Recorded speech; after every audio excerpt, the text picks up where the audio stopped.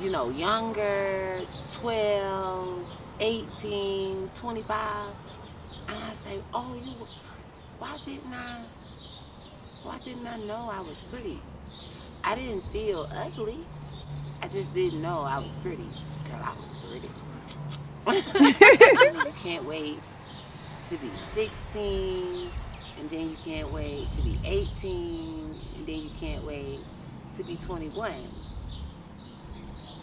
and then you can't wait to be 25 and 30. I think I stopped wondering what I was gonna be doing on my next, like, I didn't I didn't think past 30. So maybe that's why I'm a little childish to be 50. I still act like I'm in my 30s. So that's the secret to never growing old. I love it. Stop wondering what you're gonna be in the next 20 years. You know, that's all I can say, girl. But I Listen, think it was only one hotel there, and it was 125 salads a night. It wasn't a bar. It wasn't a pool. It wasn't a restaurant. It wasn't even no people. I felt like a simp. It ain't nothing here. And so the lady said, you could sleep on the park bench. And I was like, what? And she was like, yeah, you could sleep on the park bench in front of the bank at the market. And so that is the object that I want on the cover of my first book, that park bench. I went back and took a picture of that. I didn't take pictures on the bench. I didn't take a picture of my things on the bench. I enjoy looking at the other tourists' photos because I'm the one, all of mine are here. I didn't document. People was telling me to document this. I've been doing this for 2 years. I left the US with $113. My plane ticket was to Oaxaca, Mexico for $87. That's how I chose where to go. I said, I don't know nothing about Mexico. All those places be the same to me. I can't speak. I'm going by myself. I don't know nobody there, so it really don't matter. So I'm gonna let price be the deciding factor. And I started googling around for cheap flights to Mexico, and Oaxaca was the cheapest one at the time. And so I took off to Oaxaca.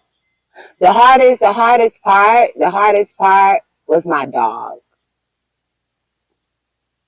When COVID hit, I was working at a gas station in Texas, in Houston. And so my kids, they had all got grown and, moved away. And it was just me, and it was driving me crazy. And so I started noticing online about how people were abandoning their pets and stuff during COVID.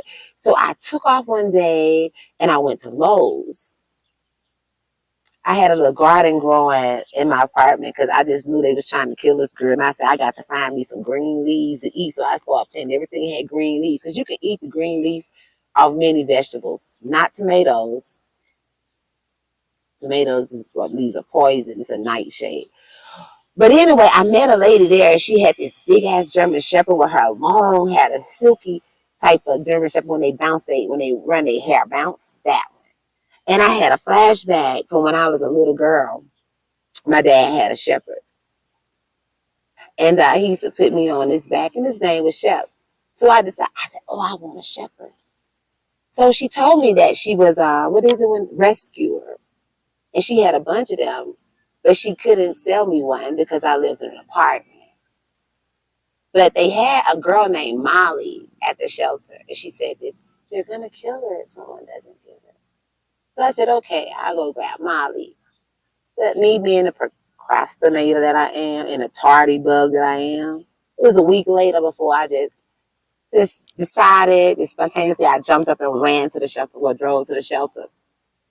But the rules had changed because of COVID, and they wouldn't let you walk through. They had to bring the animal out to you. But I needed an animal identification number.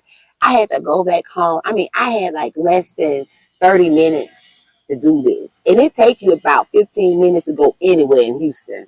No matter where you're going, it's going to take about 15 minutes to get there. Okay? I don't know how I made it home because my phone had died. Got my phone charged up, went to their page, looked at a number, wrote it down, went back to the shelter. This was Molly's number.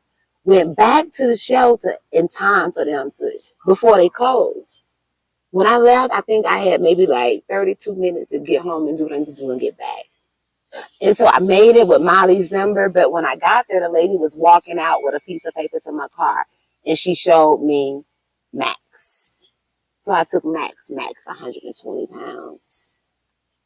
I learned so much about myself with this damn big ass dog.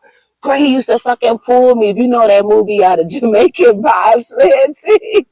Girl, I felt like I was going down the Alps in a sled when my dog was when I walked my dog. And I couldn't understand why he doing me like this. Whenever somebody opened a door, he'll just take off. And I'll be running around the apartment complex. And sometimes just as I walk up on him, girl, he'll kick the grass with his back leg and haul ass again. And so finally, I just started sitting outside waiting for him to come back. So I'm like, he's gonna come back. When he get through doing his thing, he gonna come back. And so I think that's us as humans too. When we get through doing our thing, we supposed to come back to the purity of who we are before all the emotions of the things, that we had experienced form the way that we are now. I think that's our purpose, is to forward information on how to do that. And that's about it. So I decided I was going to go to Mexico. I was going to write a book. I really didn't know what I was going to write about, but I knew it was going to be involving something dealing with manifestation. Because that's essentially what I did to maintain myself these whole 21 months I've been traveling, 2 years in January. I've been manifesting.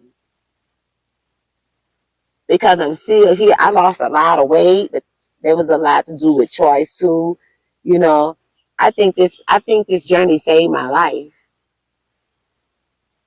I was starting to have health problems. I was being told I had calcium in my arteries, a fatty liver, borderline diabetic. But I've been okay since I've been here.